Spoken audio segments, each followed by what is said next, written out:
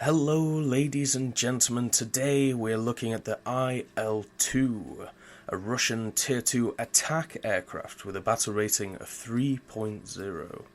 Now, looking at the skins on this thing, it has two. It has this Black Sea Fleet one and the Battle of Stalingrad camouflage. Now, to be honest, I can't really see a difference between them. Maybe if you can see any, you could maybe put it in the comments. But they look very similar, but it is always nice to have different skins on a plane. Now, this thing is labelled as an attack aircraft, which basically means it's good at ground attack, and as you can see, it is kitted out with a lot of weaponry to deal with that. It has two cannons, which are 23mm, which can shoot through medium tanks at the right angle on the back of them. It also has two machine guns, which are pretty decent against AA or armoured cars, and as secondary weapons, there is a whole host of them, basically accumulating into rockets and bombs. As you can see, I kit us out with the 400 kilo bombs and the 832mm, which in my opinion is the best for this, because basically you have the largest bomb load and the largest rockets. And for me, I use this exclusively as a ground attack aircraft. I know a lot of people try and use it as a fighter, but I can't get the handle of it. It has a decent turn time and a decent rate of climb as long as you take off the rockets and the bombs. As you can see, with the bombs and rockets equipped, I have minus 5.1 meters per second on its rate of climb, which isn't great. Its max speed is decent, it's not great, but it is a ground attack aircraft, so it doesn't really matter. And to be honest, going on the service record, I think this thing speaks for itself. As you can see, in arcade, I have 74 ground kills, 20 air kills, and only 19 deaths, which is pretty decent, but realistic is even crazier. I have 90 ground attack kills and 4 deaths, and 2 air kills. So I think this thing is amazing when it comes to going after ground targets, especially in realistic. It's very good, a very good grinder, a very good plane to use to get lions and stuff like that for other planes. And to be honest, there's nothing really special about it, but it does its job so well, that's where it comes in handy. But anyway, let's get on to some arcade gameplay. So here we go with some arcade gameplay. For you today, I have a Domination. Now the thing is, this aircraft is not designed for domination, and to be honest, I don't really think it's designed for ground strikes. I believe the IL-2 really shines in realistic, but it is still useful in arcade, because it has those rockets and those bombs. You can use them in weird ways. You can use them to take out aircraft. It's quite easy to kill airplanes which are trying to capture zones, because you have those bombs if needed, and also you have those rockets. By the way, for some reason, while recording, I couldn't get a good frame rate on this map. I believe it's because of all the clouds and stuff. There was something really, really wrong with this map. It just didn't like it. But I think this game really shows how the IL-2 can be used in different ways. It isn't just a ground attacker. That is how I like to use it, but in certain situations which aren't ground attacking, it can still be used in a great way. As you can see here, I'm going after some medium tanks, but at all times I have to make sure where the enemy is. I don't want people to get too close to me. I'm trying to stay in the clouds to stay away from people. And that's the real problem with this aircraft. The IL-2M has a turret on the back, so at least you can kind of defend yourself, but on ground attack, on domination maps, you always have to go that extra distance to kill these tanks, and that means going close to the enemy base, which is not an easy thing to do, because they are basically constantly spawning. All it takes is one person to basically look for you, and then you're going to really struggle. But as you can see, I can get my bombs off, I can get a tank and then get away, but the problem is now I'm very close to the enemy. I've got to get away. And this is where the IL-2 struggles a bit. It's not that fast compared to fighters and stuff that you come up against. They are fast at this level. At a battle rating of 3.0, that means you can come up against stuff which is at 4.3. And at 4.3 you get Focke-Wulf 190s. At 3.7 you get the King Cobra. At 3.3, I believe, you get the Aero Cobra. And then you have the Japanese. I mean, there's all sorts of things at this tier in the form of fighters, and as you can see, even though I've basically gone in a straight line away from the enemy, as you can see, the frame rate's dipping a bit, but I've basically tried to get away from the enemy, and I can't. I'm not fast enough. I don't have the climb, mainly because I am kitted out with the bombs and the rockets, but still, even without them, I wouldn't be able to outclimb these guys. But what I can do is do a nice little maneuver, turn around and get some shots on this guy who is trying to land. Unfortunately, my frame rate crashes basically, and it makes it very hard to hit that guy. But I did hit him. I did set him on fire, which is nice. It's very easy to set those dehos on fire though. There is something, there's either, historically, they were easy to set on fire, or there's something wrong in the game, because it seems like setting them on fire is very easy. But if you're going to use the IL-2 like this, what I would recommend is taking off the rockets and the bombs, and then basically going for a complete fighter way. Like, go head to head with people, like attack people like I am with this. Use your rockets if you want. I'm not great with rockets, but I'm pretty decent. I do have them set to explode at about 0.7, so I usually fire them, and most of the time the rockets don't actually hit, but the splash radius hits them. And you'll see yourself in a lot of positions like this. I have a Focke-Wulf 190A5 on my ass. I can't get him off my ass, but the thing is, if I can survive and keep turning and keep away from his guns, eventually my allies will take him out, as you saw there. And that is a great thing in this IL-2. It can actually be used as kind of a bullet sponge. It can be used as something to attract the enemy. And if they are attacking you, that means that your fighters can basically do what they want. If they attack you, your fighters attack them, then you're in an advantageous position, because your fighters are doing well. And that B-25, I don't know what was going on, but I couldn't see him until right at the end. And there he is. So that was a bit weird. But apart from that, the IL-2 is a great aircraft. It does have some shortcomings. I mean, speed is a struggle in this thing when you're climbing. It does have a decent amount of ammo. It doesn't have a great amount of ammo, but it has enough to do the job. The bombs are only 100 kilos, so splash damage is going to be a struggle when you're attacking medium tanks. Rockets are good, but they are still hard to aim, as they are with all rockets. I mean, that's just a thing. And by the way, that Focke-Wulf 190A5 guy, guess what? He got butthurt and decided for some revenge. So there he is. As you can see, he's basically beelining to me. Nobody else is, but he is. And he must have got annoyed. But the thing is, rockets away, goodbye. Never head-to-head in IL-2. It's very hard to kill the driver, the pilot. It has two 23mm, which can do a lot of damage. It has rockets. I mean, come on, don't be silly now. But as you can see, once again, I can get my bombs away, and then I can get out of there. The only problem is now the enemy has sniffed me, and they will go after the easy targets instead of the fighters, and that's exactly what they'll do. This Typhoon tears me up. There's not really much I can do against him, and then I crash into him. So that's a bit of a shame, but I was able to take out another fighter, which is always nice. But anyway, onto the live commentary. Hello ladies and gentlemen, and now it's time for the live commentary part of this review, I suppose you would call it, of the IL-2. And I want to bring up something that isn't usually thought of in a review for a plane. But I think in the IL-2 it's pretty obvious to bring it up. The IL-2 has a battle rating of 3.0, which is good. It's where it fits, I believe. But also, the Russians have some very good aircraft, a BR of 3.0 or around there.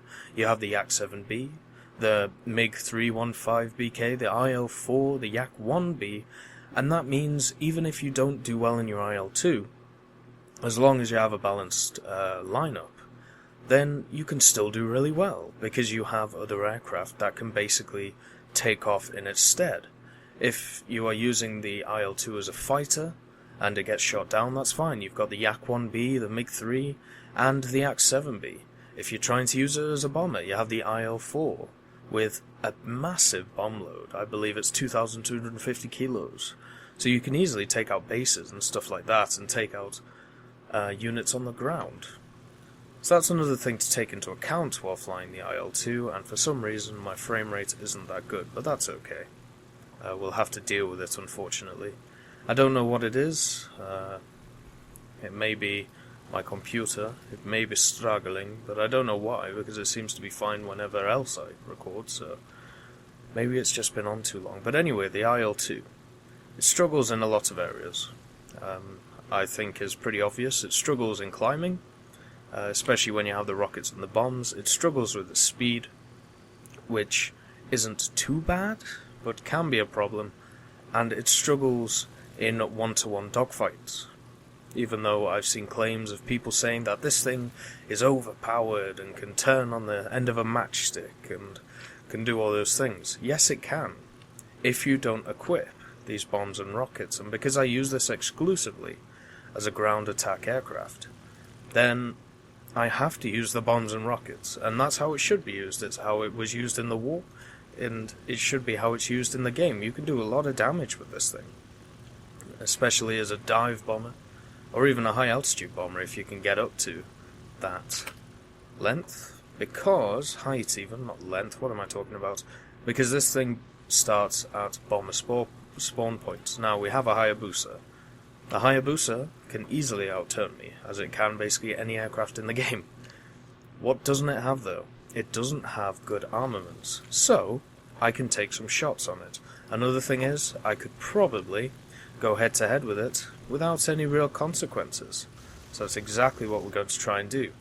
And while doing that, we can save a teammate, critical hit, aircraft destroyed, because the Hayabusa is made out of paper, and if you don't fly it properly, then you can really struggle. The 23mm on this thing are brilliant at taking out aircraft.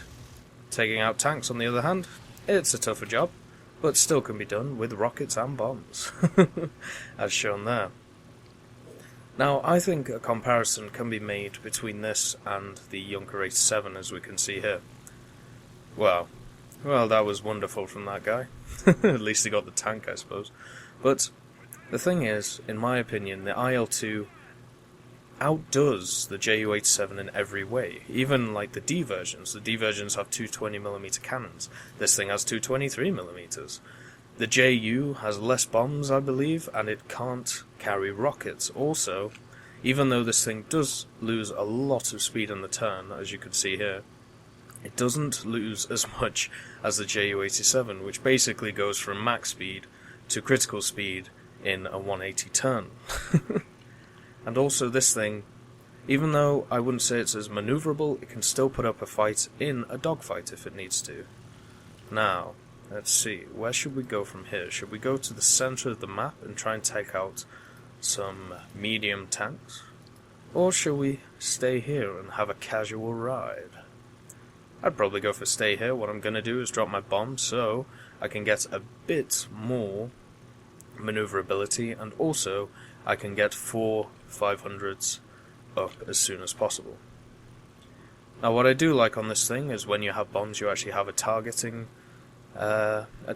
sign, like a lot of bombers do, the targeting reticle. The problem I have with it is sometimes when you're going after a fighter or anything, the bombing sight can screw you up a bit. It can kind of get in the way of your firing. But that's the price you have to pay to play with such a fun aircraft. Now, don't get me wrong, this thing is very fun. It has a lot of opportunities to do whatever you really want in it. That armoured car is doing the electric boogaloo and was able to somehow dodge me. That armoured car, that was terrible shooting from me, but what we can do is zippity-zip, flip-de-flip, and still harbour some energy going in, and speed, and woohoo!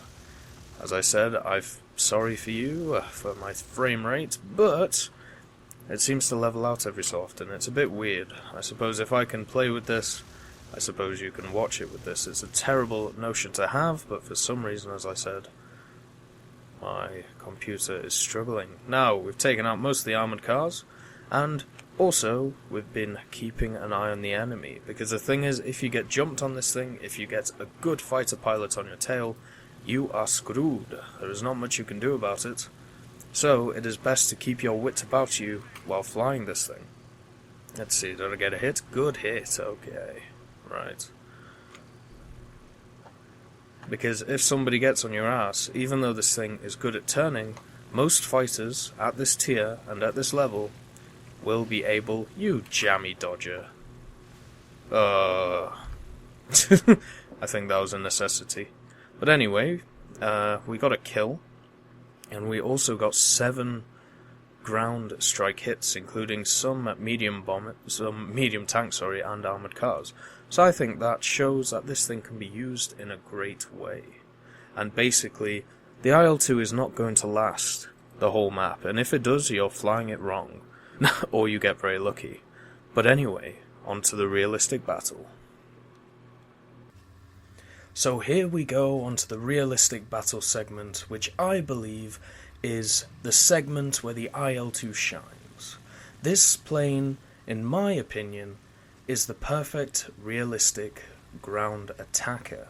There aren't many things at its BR which can challenge it, which is absolutely brilliant, and that's why in realistic battles you see a lot of people flying these things, because they are able to easily stay low to the ground or even climb, and be able to take out planes, be able to take out armoured cars, medium tanks, zones, whatever you want. But I have a specific way of flying this, and because you are really limited to a certain types of map in realistic, like on Berlin here. Sorry about that. Basically, in Berlin, I have a strategy. We go to the closest armoured column, which is consisting of medium tanks, armoured cars, and AA. You take out the AA, then you take out the armoured cars, then you either move onto a zone and destroy its AA, and maybe drop your bombs if you don't think they're useful, and then you move on to the next armoured column. This strategy is great for grinding with this thing. You can make a lot of lions and a lot of RP, but it also does need to count on your team. And by that, I mean basically by flying the IL-2, your team is down a fighter. You can be a fighter in this thing. I'm not denying that, but I'm saying in the Russian tech tree, around a BR of 3.0, there are a lot of planes which are just better. And by the way, may I just say, don't you just love how this map is modelled? I mean, I'm going down the river here, looking on each side. It looks absolutely brilliant. The Berlin map, to me, is a wonderful map for textures and how it looks, especially when in the IL-2 you fly very low. Now, the IL-2 in realistic, I never go above 500 meters in altitude if I have to, because that means I keep my speed, it means I can keep my maneuverability, and also I can stay out of the range of those high climbers who have climbed high, because basically they have a view range of 2,000 meters below them, so they have to be around about at least 2,000 meters to be able to see me. And hopefully the whole idea of this tactic is to be a little camouflage tree and be able to get to your target without the enemy fighters seeing them. And in the IL-2 that can be done. You do need to get lucky sometimes, because some people know this map very well and they understand exactly where the ground attack is going to go and the bombers, basically in where I'm going right now, so they may beeline to where you're going to be. But the thing is, the IL-2 with its cannons and its machine guns, even though it doesn't have a turret or anything like that, it can still look after itself. But anyway, let's get into some historic stuff, and while I'm basically getting to the battle area. So this is what Gaijin has to say for the IL-2. The famous IL-2 Sturmovik was a Soviet World War II-era attack aircraft created by the Ilyushin Design Bureau and nicknamed Hunchback by Red Army troops, due to the distinct fuselage shape. That's fair enough, it does kind of look like a hunchback, I suppose. The designers nicknamed their aircraft the Flying Tank, Luftwaffe pilots, due to the IL-2's incredible ability to withstand battle damage, called it the Beaten Flugzeug, or concrete plane. German ground troops conversely despised and feared the IL-2, giving it a stew of unpleasant nicknames, such as Schlachter, I believe, the butcher, Fleischwall, meat grinder, or the Eiserner Gustav, the Iron Gustav, and the Schwarzer Tod, the Black Death. Some historians believe that the Black Death was actually a successful invention of the Soviet propaganda machine that caught on with the Germans. The IL-2 was the most mass-produced military aircraft in history. However, early in the war, German air superiority coupled with the absence of rear gunners on early variants and poorly organized Soviet fighter escorts led to high rates of losses for the type. A favorite attack tactic for the IL-2 pilots was a low-level attack run, first letting loose with rockets at 600 to 700 meters, then firing onboard armament from a distance of 400 to 600 meters. Bombs would be dropped in subsequent passes from an altitude of 100 to 200 meters using an impact fuse. The recommended tactic for attacking concentrations of soft targets was a strafing run, with a shallow dive from 100 to 200 meters and a subsequent dropping of bombs at low level when exiting the dive. So as you can see, this thing was feared by the German army, especially the ground troops, obviously, and strafing runs are brilliant in this thing. In-game, it acts as well as it would in real life, I believe. Basically, you can use it for strafing, you can stay very low to the ground, which is completely needed in this thing, and be able to destroy a lot of ground troops, including the armoured cars and the AA. I have varying degrees of success when attacking medium tanks with the 23mm. Sometimes I can burst them open like a can of worms. Other times I can't seem to do any damage to them, and I believe that's basically because of the hitbox you have to hit with the cannons is very small in the medium tanks. I believe it's around the engine of the tanks, or even on the lower glacis of them, which is pretty hard to hit when you're coming from above it, even from behind. But as you can see, I've basically just gone around, first of all targeting the AA because they're the biggest threat to me, and then going after the armoured cars. But every column I want to take out the AA first, so even from 4K away I can't get sniped. Now the thing is, as said in that article, the IL-2 could take a pounding. And in-game, it can take a pounding, even in realistic. Maybe not from fighters, but from AA and armed cars. You can basically fly this as if the AA and armoured cars, it doesn't really matter. You can take hits, and it won't really do anything, which is quite nice. Sometimes you get unlucky and you get a pilot knocked out, or your rudder gets hit, or your tail. But, you know, that's going to happen with any plane. And the fact that you're flying so low to the ground means that the angle the AA has to shoot you at is a very slight one. So most of the time they will miss, other times they will hit. That's just how it works. But obviously if you take out the armoured cars and the AA, they can't attack you, which is absolutely brilliant. And as you can see, I'm just cleaning up here. All the while, my team is basically winning the battle. With this, I'm not really doing anything to influence the battle, except for killing the medium tanks. As you saw there, I was able to use my rockets to kill a medium tank, and that counts for the tickets. The only thing that really counts on this map is the medium tanks. And obviously, I believe some of the artillery, but the side I'm against doesn't have any artillery, so I have to take out the tanks. And so, using rockets is great. Using bombs is better, and using cannons is kind of a last-ditch effort when you're fighting medium tanks.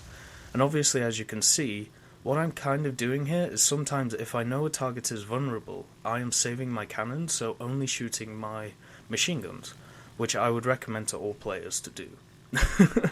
Because it basically means that you can save your cannons, and if needed to attack an aircraft which is coming near to you, or to attack an emplacement that you can't kill or a medium tank, you still have more cannon shots.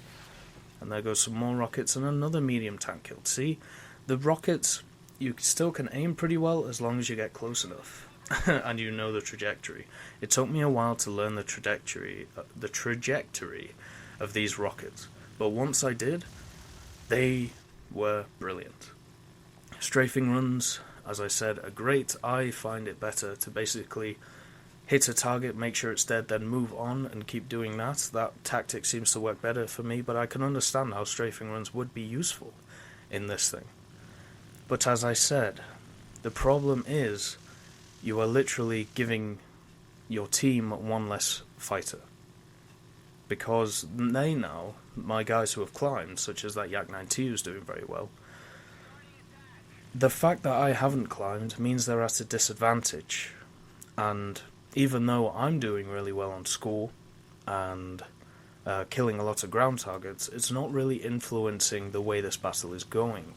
So you have to have faith in your teammates, and you can't blame them if you lose, because in a way, you're not really doing anything that will win you the match, unless you're able to kill all of the medium tanks, which is pretty hard to do. But I suppose at least you can hurt some of them. And the armoured cars and the AA is always a nice change to be able to destroy. Now, 36,183 of these were made, and I believe that includes the other versions, the other variants, such as the IL-2M with the turret. So, that's quite amazing. As it said in the War Thunder post, it was the most produced aircraft, was it? The most produced aircraft in the Second World War, which is absolutely amazing. It shows that the Russians had a lot of faith in these things, and for good reason. I mean, they can take out whatever they want, as long as they have good fighter support. And they stay low to the ground. If you try and climb in this thing and decide that you are going to be a fighter, good luck when you're fighting Spitfires, or BF-109s, or Focke-Wulfs, because you will lose, unless somehow you are able to get the edge on them. This thing loses a lot of speed in turns. That was a... wow, how did I pull that off? That was brilliant. But anyway, this loses a lot of speed in turns, so you've got to be careful of that. The best way of approaching ground targets I've seen is stay up about maybe 300-400 meters, dive down, hit them, pull up, and use the energy you got in the dive to make the 180-degree turn. That seems to me to be the best way. And by the way, all this time, I am making sure to look for enemy fighters, because if they get the jump on me, I am dead. There is no question about it. I have to make sure that I am safe. I don't have fighter support. The only support I really have is a few other IL-2s around. And they're really not going to do a job if we are jumped by two or three fighters. So I have to make sure that I am safe. And whenever I see a glimpse of something coming after me, it is time to get battle stations ready, forget about the ground targets, and concentrate on the fighters attacking me. Now, saying that the IL-2 was a great success for the Russians would be, I don't know. I mean, my own personal opinion is, even though a ton of these were made, that doesn't mean that they were amazing aircraft. It basically meant that the Russian needed them for a job, and they were made. It's kind of like the same idea I have with the Hurricane Mark 1. I don't think it's an amazing aircraft. I mean, it's still pretty good, but it did have its problems, and that's the same with the IL-2. I mean, as it says in this post here, the Ilyushin IL-2 was a ground attack aircraft in the Second World War, produced by the Soviet Union in very large numbers, with 36,183 examples of the IL-2 produced during the war, and in combination with its successor, the Ilyushin IL-10, a total of 42,330 were built, making it the single most produced military aircraft design in all aviation history, as well as one of the most produced piloted aircraft in history, along with the American post-war civilian Cessna 172, and the Soviet Union's own Polikarpov Po-2 biplane, itself sometimes seen side by side with the big armoured Ilyushin monoplane on the front lines. But basically, it was produced a lot. I mean, it's kind of as simple as that. It was introduced even in 1941, so the start of the war, and then it was retired in 1954, and I believe that includes the IL-2M and the IL-10. So, it was produced during 1941 and 1945. So basically, this was a war plane. It was not designed to be used outside of war. I mean, I'm guessing the only reason it went and retired in 1954, 9 years after the end of the war, it's probably for training purposes and stuff like that. It was used for new tactics by the Soviet air crews. They learned to basically use it to its strength, so that talks about how they had the battle plan of firing the rockets, then the machine guns, and then the bombs. And which it worked pretty well. They basically, instead of going horizontally straight, they learned to dive and then get out of there, which is always good. Now, what is going on? Ah, yes, I landed. This base, I would never say you should land at this base. If you're in a bomber or a ground attacker or anything except a single engine fighter, because you will struggle to get off the ground. I tried to get a HS off this airfield, and my god, it was basically impossible. I had to taxi right to the end of the runway and then move up and just cleared the buildings. And this match is actually coming to an end, which is weirdly enough. Luckily, I have a Yak-9T pilot who is absolutely amazing in this game. He is doing wonderful while I'm basically just scrubbing around getting ground kills. But the thing is, this is where it gets to the point of the match, where killing those little medium tanks actually makes a difference. And as you can see, I'm wepping all the way to make sure I clear the buildings. And I don't clear them by much, maybe 50 meters or so, and that's with wepping the whole bloody time and climbing. So, just watch out for that airfield in the center. It's not the best, really. But anyway, killing those medium tanks actually makes a difference, because now your medium tanks actually start engaging their medium tanks. And that basically means that if you have more medium tanks than them, your medium tanks will win. And that's exactly what I've done in this state. As you can see from the ticket counter, I've killed enough medium tanks to make it a difference. The problem is that we are running out of aircraft.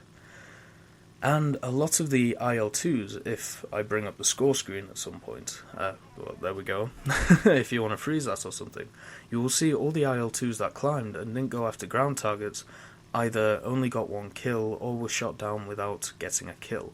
And that's probably not down to the experience or the greatness of the pilots, but probably down to the IL-2 itself. The IL-2 is not a fighter. It was never a fighter. It was a ground attack aircraft. And people who try and fly it as fighters in this game struggle, which doesn't surprise me.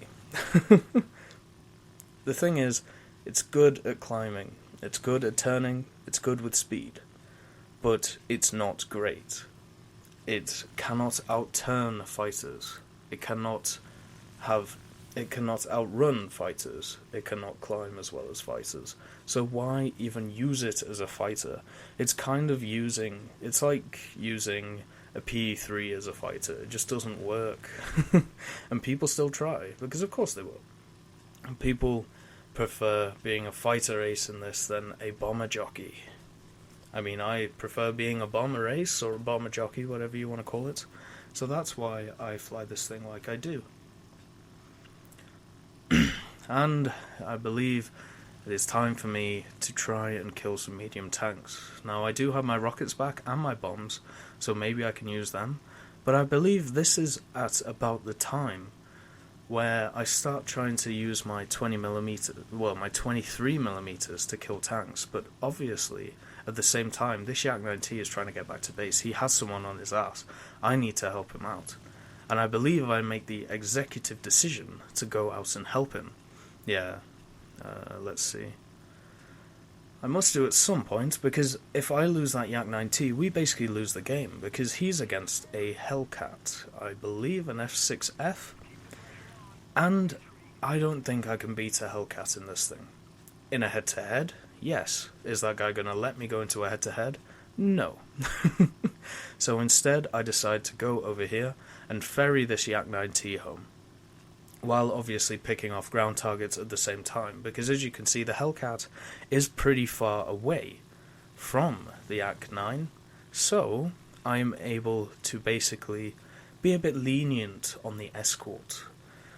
I can basically not ferry as close to him as needed, and also he is a hell of a lot faster than me, so he'll get home way faster than I do. And also, as you can see, I'm basically trying to web. I haven't got this thing to overheat yet, but to be honest, I don't web it that much. I only web it in turns and if allies need help, and if I'm taking off at dodgy bases, but that's just basically a precaution. So we take out another armoured car. We basically, at the same time, are ferrying this guy, because he is the key to this match. I am no longer the key to this match. My basic job has been done.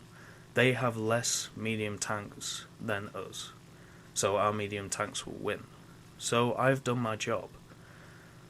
The problem is, though, if we both get shot down, then the job that I have succeeded in doing is completely useless.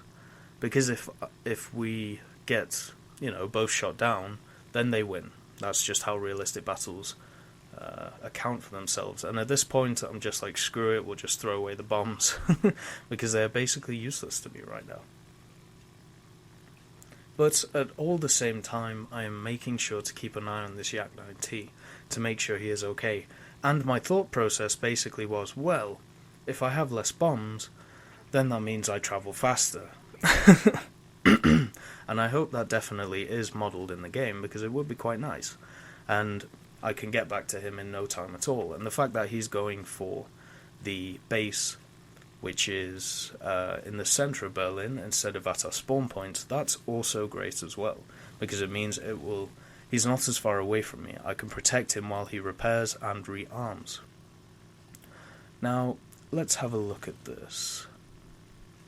The true capabilities of the IL-2 are difficult to determine from existing documentary evidence. W. Liss, in Aircraft Profile 88, the Aleutian IL-2, mentions an engagement during the Battle of Kursk on the 7th of July 1943, in which 70 tanks from the German 9th Panzer Division were claimed to be destroyed by Aleutian IL-2s in just 20 minutes. In another report of the action on the same day, a Soviet staff publication states that ground forces highly valued the work of aviation on the battlefield. In a number of instances, enemy attacks were thwarted thanks to our air operations. Thus, on the 7th of July, enemy tank attacks were disrupted in the Kashara region, or where the 13th Russian army was. Here, our assault aircraft delivered 3 powerful attacks in groups of 20 to 30, which resulted in the destruction and disabling of 34 tanks. The enemy was forced to halt further attacks and to withdraw the remnants of his force north of Kashara. So there we go. Basically, it's a problem that I've had actually doing tank research as well. The documentation is very, very weird from like Russian history, like especially with tanks. Sorry about the coughing. Obviously, recording for more than 20 minutes talking is quite hard. But anyway, looking at some of the documentation, when a Russian tank was immobilized or taken out or even stuck in mud, it was labeled as destroyed. So one Russian tank can actually be killed, supposedly, 5 or 6 times. So it's very hard to put down numbers when talking about Russian stuff. I mean, maybe if the Russian publication said they took out 20 to 30 tanks, maybe that meant that they immobilized some of them, but they were still able to fire, or still able to do stuff. Which is weird, but I suppose it kind of makes sense, because at that point in time it is immobilized or destroyed. It is basically not able to influence the battle. So, I don't know whether a lot of the facts about the IL-2 is true. I do know that it's one of the most, or the most, produced aircraft in aviation history for a single variant, the IL-2 and also the IL-2M. And that is an obvious fact, but the amount of stuff it actually was able to take out in battle is a bit skew-with. But anyway, back to the game. This thing in the game is a boss at its BR of 3.0. The IL-2M is also a boss at its BR. It's very good at its job as long as you stay at its job.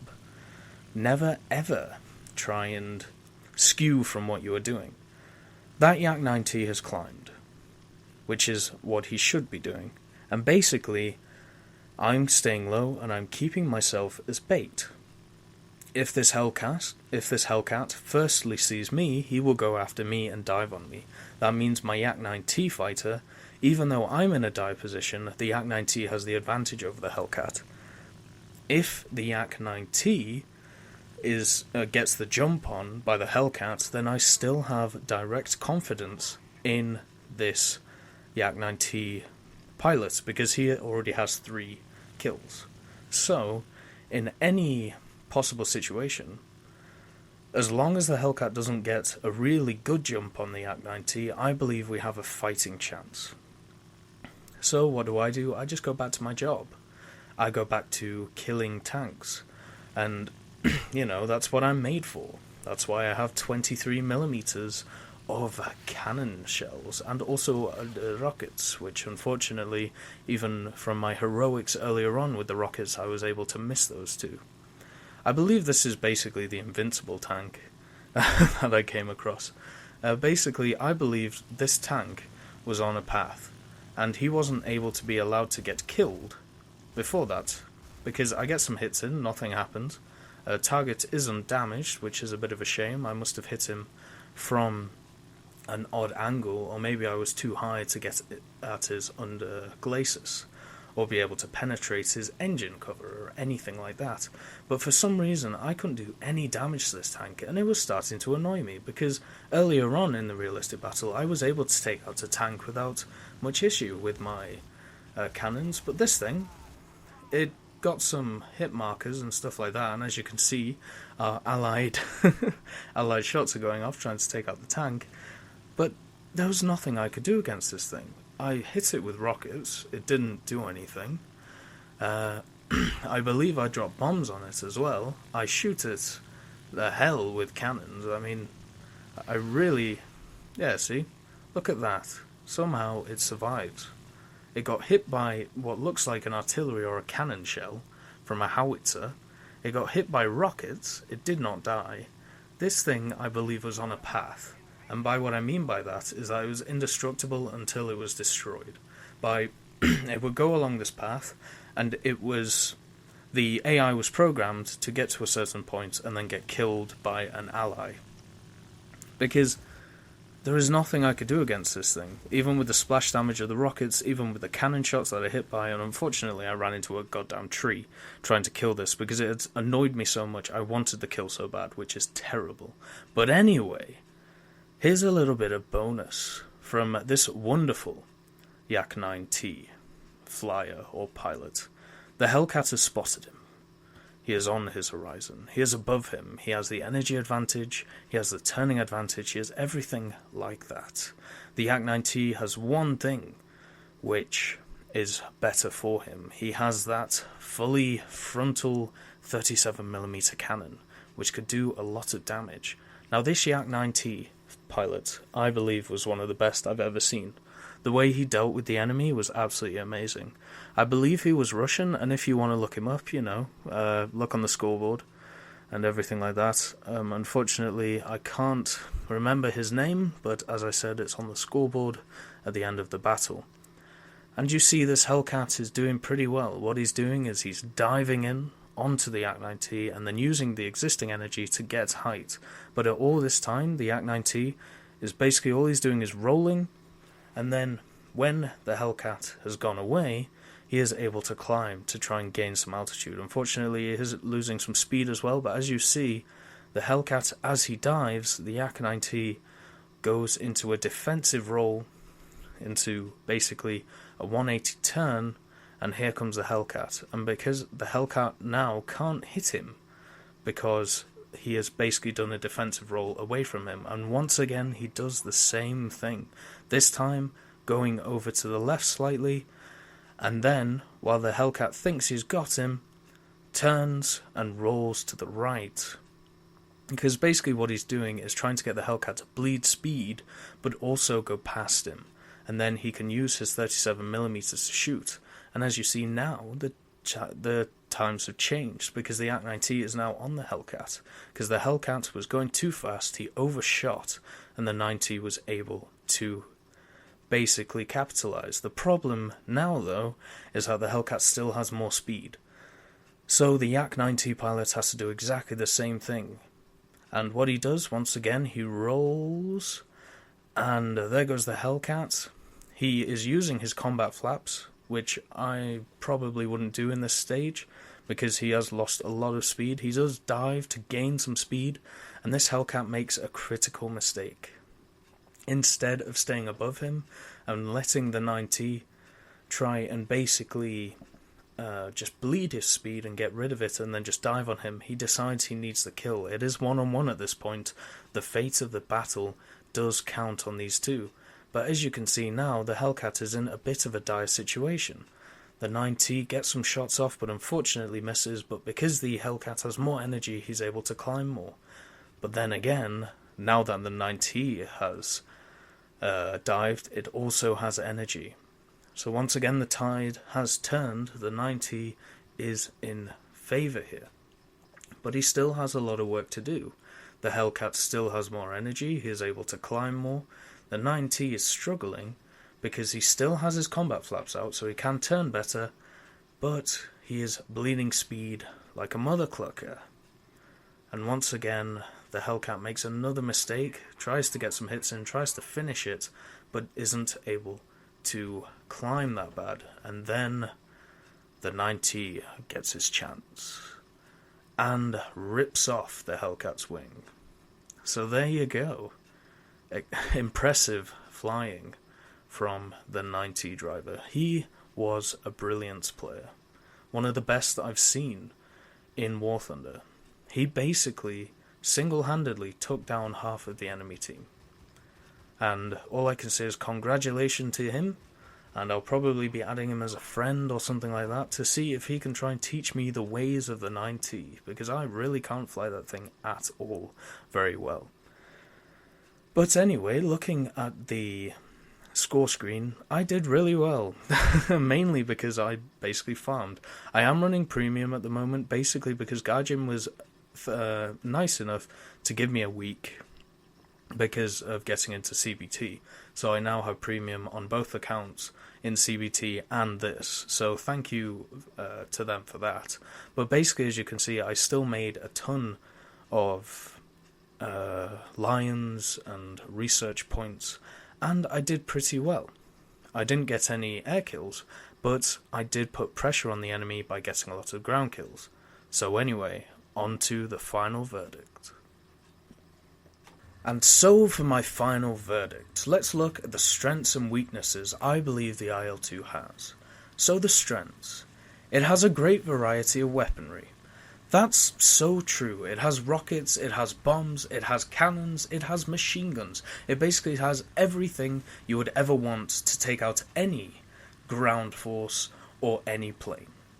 You can use this plane to grind well by obliterating ground targets. As you saw in that realistic battle, I got around 20 kills or even more, just by basically staying low to the ground and doing my job.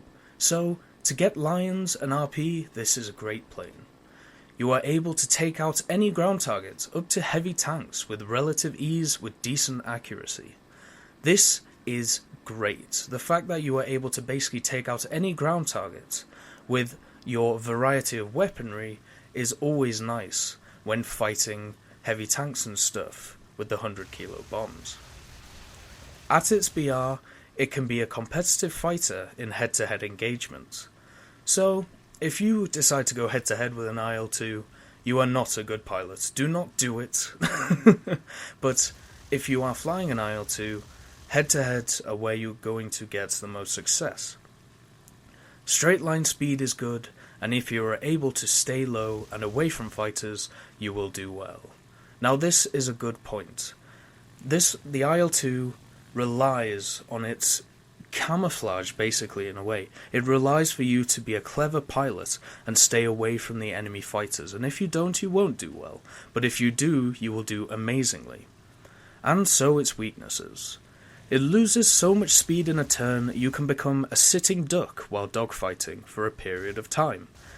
This is a problem that a lot of attack aircraft have, especially the Ju-87s. In a turn, this thing bleeds speed, so dogfighting for an extended period is very, very hard.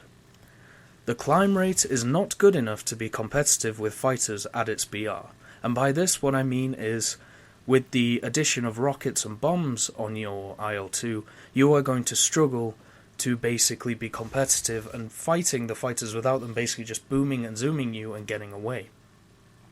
Without a turret aiming behind the aircraft, if a fighter gets on your tail, you are dead. This is a problem that I've been having quite a lot with the IL-2, as you saw in the arcade battle with the Fokker-Wulf. If a fighter gets on you, unless your allies help you, you are basically dead. You do not really influence the battle in a major way, especially in realistic battles. This was definitely shown in this video, where even taking out a lot of ground targets and even doing my job to the best of the ability, you still can't really influence the battle that well. Taking out tanks can sometimes be frustrating because your 100-kilo bombs will only kill a tank if it lands on its turret, and rockets can be unreliable. This is a problem that all planes really have. I've seen 4,000-pound bombs landing next to a tank and not blowing it up, but in the IL-2, because you are limited to 100-kilo bombs and those rockets, you can struggle quite a lot. But anyway, this thing is a great machine, and if you haven't tried it, you should definitely do it, to get a good feel of what a ground attack aircraft should feel like. So, thank you for watching, and have a great day.